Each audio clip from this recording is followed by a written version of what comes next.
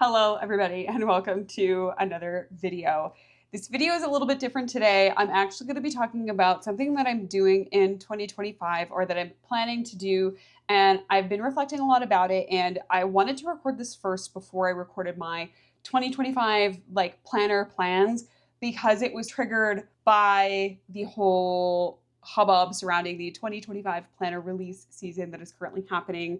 That typically starts off with the Hobonichi season that everything goes live on September 1st.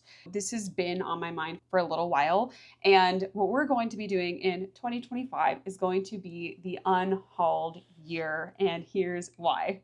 So as you guys know, I started my planning journey back in 2022 with bullet journaling, and subsequently got sucked into a lot of really cool things in the planner community, but very quickly realized that overconsumption was a huge problem. And I get it. This is a hobby. Sometimes this is the only thing that people really spend their money on.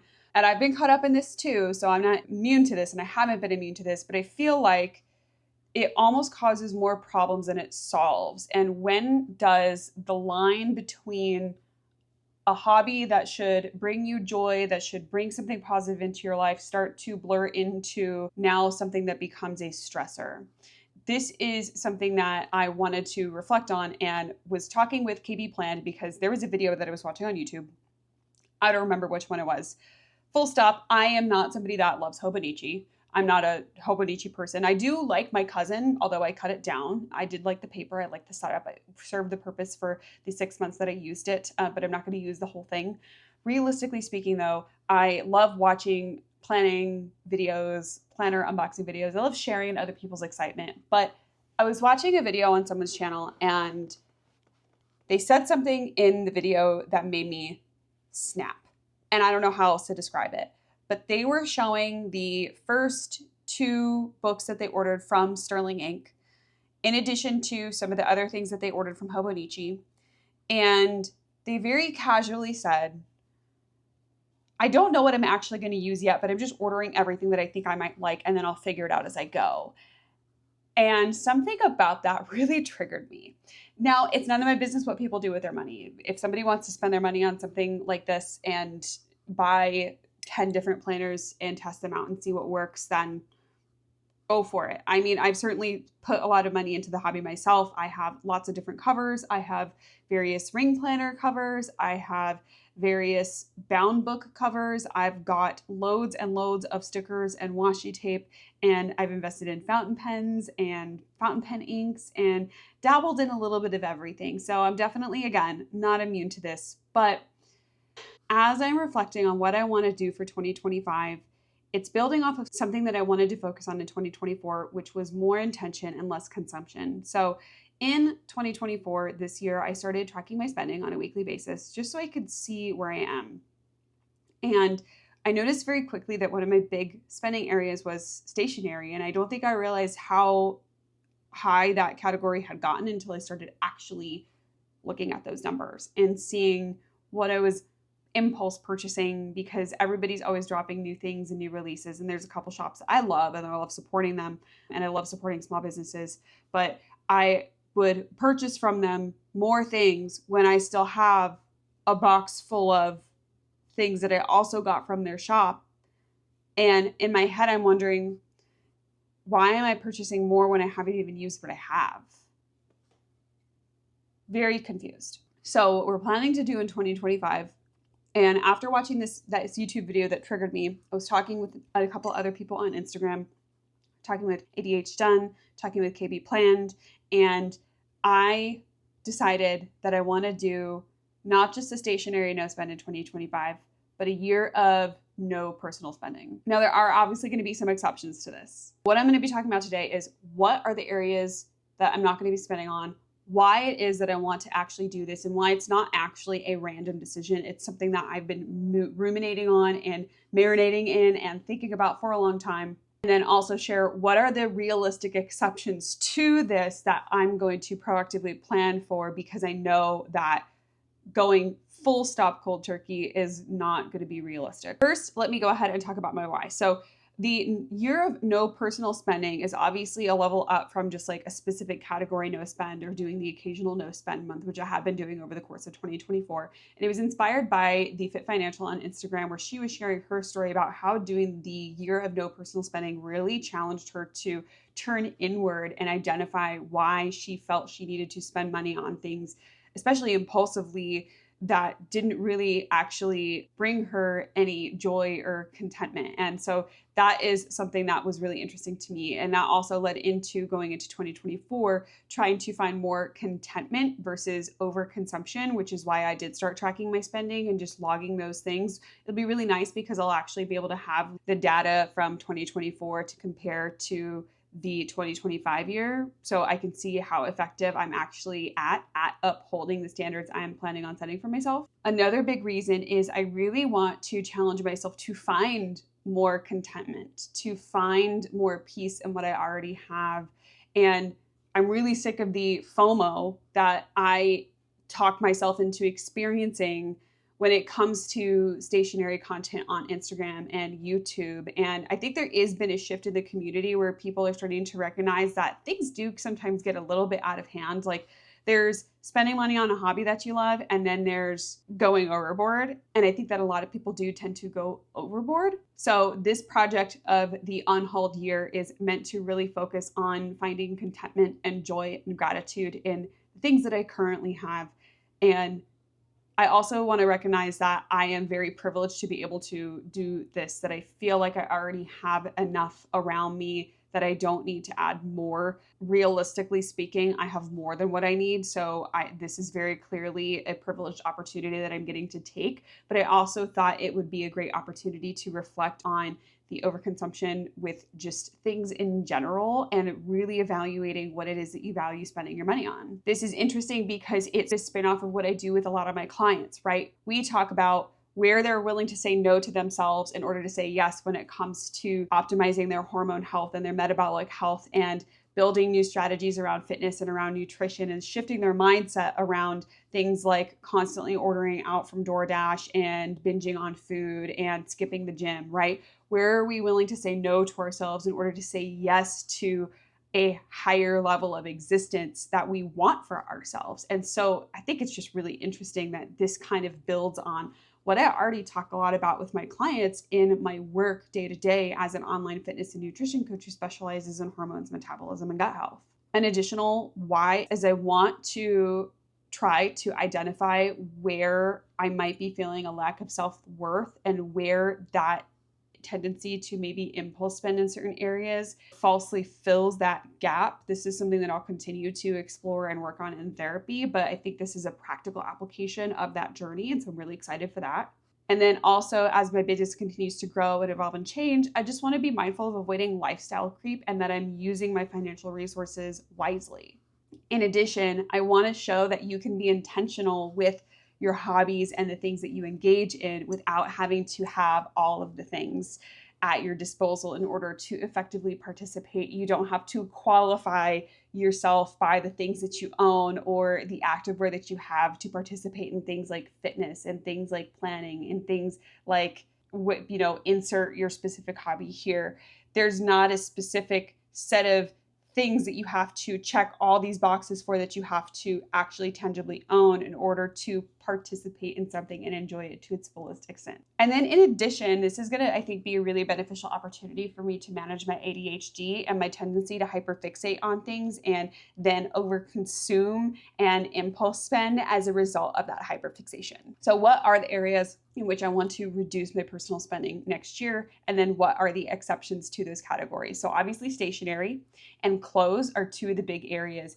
This year, I've already done several no spends with stationery and clothes, and I've already actually started the process of really being aware of what I actually own with my clothing. For example, I took everything that I own out of my dresser and out of my closet and basically put anything that I hadn't washed over the last 2 weeks into the guest room, and I'm slowly working through that closet. I started this process in August, So by the time December and January rolls around, anything that I didn't actually physically pull out of the closet or out of the bins in the guest room is likely not something I'm going to be reaching for realistically. And I can take those clothes and I can donate them to an organization that can actually use those clothes, because a lot of those things are going to be in really good shape. This is actually a bit of a continuation of something that I've already done, which was I went through my closet back in 2023 and I looked at all of the things that I wear and I identified what are the colors that I wear the most consistently and took everything out of my closet that didn't align with that color palette. And if there's something that I want and it doesn't align with that color palette, I don't buy it because I know I'm not going to wear it. So I reduced a lot of decision fatigue also around choosing my wardrobe on a day-to-day basis because I stick within a certain style and color palette now. And so it makes choosing the clothes that I wear on a day-to-day basis super, super easy. So again, this process and this decision and this journey is not like a random one-off wild hair that I got. It feels like a natural continuation of some of the things that have already been working, but now I'm just putting it all together and documenting the journey. So we have obviously clothing and stationery. The next area is going to be tech. I love tech. I love new gadgets. I love upgrading things. I love learning how to use new tech toys to better serve my business. But the reality is I have more than what I need to really keep things running for the next year or so. And so I'm going to commit to actually a no buy on any new technology unless that there's something that actually physically breaks or there's a hardware piece that needs to be replaced or upgraded for functionality purposes. And then random gadgets from Amazon. I think that kind of goes without saying. We don't need this weird thing that we saw on TikTok that will help us organize stuff. Like we probably already have something that we can use to organize something or make our lives a little bit easier or smoother lying around the house. So no more random gadgets from Amazon. I literally have bags and boxes of stuff just sitting around my house that I've been continuously going through and organizing. And 75% of it is random gadgets from Amazon. So we're not going to do that anymore. So we have stationery, clothes, tech, and random gadgets from Amazon. So what are the exceptions to this personal spending journey? Health and fitness is a big category. Obviously, I'm an online fitness coach, so this is something that I value. So when I say health and fitness, what I'm referring to specifically, obviously my gym membership, and then any vitamins or supplements that I use on a regular basis, not purchasing something new, however, until something that I already have is out. This is actually something I do with my clients too. Like if we're switching up somebody's multivitamin to get them something that's better dosed, I'm like, hey, use what you have first. Then when you're out of this, let's move over to this. So we're not being wasteful. And then any coaching that I might invest in as the course of the year goes on, working with either nutrition coach or strength coaches to just help me on my personal journey. This is also important to me because this is also what I do for work. And it would be weird if I didn't invest in similar services to the ones that I offer because I value those services. I've had coaching on and off for the better part of a decade, and it's been something that every time I work with my coaches during those seasons, I get so much from that experience, not just in my physical journey, but you learn so much by working with other people. I've always abided by the old adage of if you are the smartest person in the room, you need to get into another room. And so investing in that coaching and that mentorship to continue better myself is something that I'm going to continue to value and invest in. And then obviously from a business standpoint, marketing, I might do up to 2 branding shoots per year, which might require me to purchase some clothing specific for those shoots if I don't have something already in my closet that would work. So I will give myself up to $200 per branding shoot to get anything that I might need to fill in the gaps for a specific style or look that we're going for. And that's obviously a business expense, but it still falls under the clothes category. And those are still clothes that I would use in my personal life. So I'm giving myself some parameters surrounding that. Nails and skincare is also something that I'm not going to reduce my spending on. It's been a regular part of my budget for a long, long time now. Getting quarterly facials and quarterly Botox is something that I do, the facials specifically, because it just helps get my skin that deeper treatment that I can't do at home, and it complements my at-home skincare routine. And then the Botox is obviously just an aesthetic thing, but I'm so used to doing it and I like doing it, and so I'm going to keep doing it. In addition to that, I only get my nails done once a month, and I've tried doing it myself to save money, but what it doesn't save me is time. And to me, time is more important. So if I'm spending less than $200 a month, usually it's between $180 and $200 a month to get my nails and my toes done. I only go once a month. To me, that's well worth it because that is maximum 3 hours to have a professional do something that will last for the whole next 4-ish weeks until I have my next appointment, that I would otherwise fuss with multiple times a week to try to get it right and still be unhappy with the results.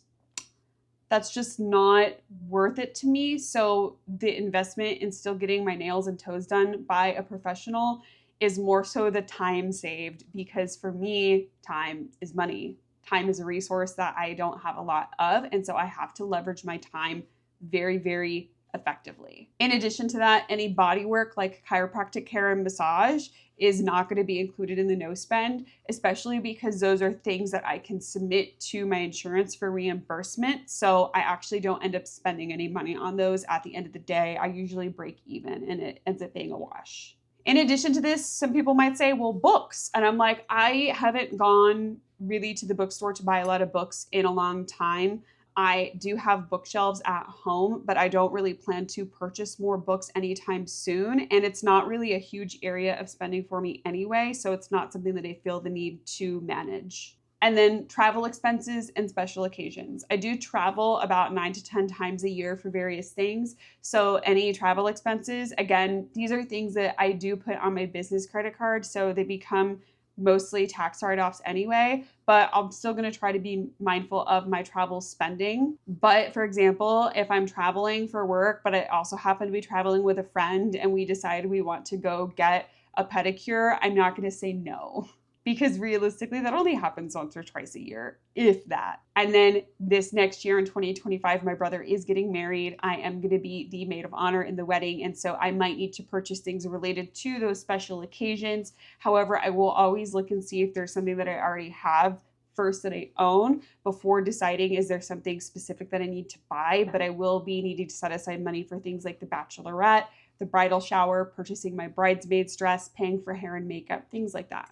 And then the final thing that I forgot to mention that I meant to mention when I talked about my nails and my facials and stuff like that is hair. I don't get my hair done very often. I used to get extensions in, and so I used to be getting my hair done every 6 weeks, and that was very expensive and very time consuming.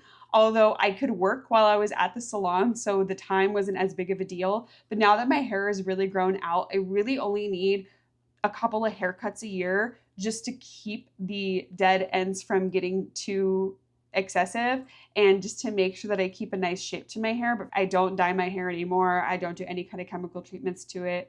So I really just need maybe 2 hair appointments a year to do maybe like a scalp treatment, get it shaped, and then I just take care of it at home from that point. So now that we've covered the categories that I'm not spending in, let's talk about how I'm going to keep track of this experience and reflect on it. So I want to start the process of spending a little time each month to declutter a specific area in my home. Like I mentioned earlier, I already started this with my closet, but I definitely need to take care of some things in my office. Today, we actually are grabbing a storage bin so I can start putting away some of the extra things. For my 2025 planning system specifically, I'm actually going to be putting away the majority of my extra covers and things like that, because what I don't want to be tempted to do in 2025 is start to spend a ton of money and resources on setting up something new and fun. I can tell myself all day long that, oh, I've got everything I need for this setup, but inevitably there's going to be something that I want. So if I just remove the access to them or make it that much more inconvenient for me to go from bound book to rings, to this different size of rings, to this different cover of rings. Oh, let me change out the rings in this rings cover. Oh, I want to go back into B6. Let me try this B6 cover and let me put all these things in it. Oh, wait, I'm going to switch to this B6 cover. The more I can just eliminate my access to the things that I have out on my desk, the better off I'm going to be. And I'm going to do my best in 2025 to stick to just a bullet journal system with a standard TN size notebook, which is what I'm currently using. It's something that I really, really love. It's not so big that I can't easily take it with me places, but it's also big enough that I have room to write out the list that I need to. When I went from my pocket rings this summer back into a standard TN size, it was really, really nice. And part of the reason why even pocket rings was too small is it just started getting busier and I didn't have enough room to write my lists for each day out in a way that didn't make my brain want to explode. I do love my personal rings with Franklin Covey compact inserts, but again, the goal is to just reduce the amount of mental overwhelm and decision fatigue around things and reduce the amount of lack I feel. So my challenge is going to be, now that I've recognized that my system really doesn't change much whether I'm in bound book or rings. If you want to watch that planner system video, I'll link it in the cards up above.